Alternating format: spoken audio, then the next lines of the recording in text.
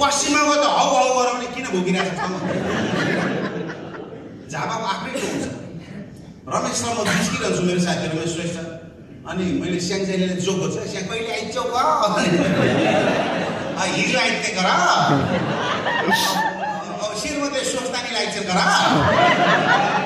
आज रौसिकन लाख दिन गर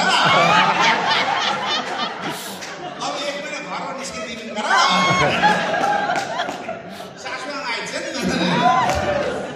म जिस्काइरहन्छु। अनि रमेश पनि भयङ्कर कमेडियन थाहा छ कि छैन मनोजी तपाईँ स्याङजालीले मात्रै नजिन झापाले पनि जिस्काउने भाषा छ मसँग भन्नु झापाले त पुरै त्यो व्यक्तिगत विषय छैन भनेको छ के छ भन्नुहोस् भनेको तपाईँलाई फोन गरेर नि झापालीलाई ओ मनोजी के गर्दै हुनुहुन्छ भनेर सोधौने ए म त भात खान आँटेको भन्नुहुन्छ त्यसमा के जोक छ भनेको ए भाइ जानु भात खान आँट्नुपर्छ सगरमाथा चढ्न लाग्यो र झापालीलाई फोन गरेर के गर्दै म सुत्न आँटेको सुत्नु के बाटसँग सुत्न लाग्यो सुतेको त आँट्नुपर्छ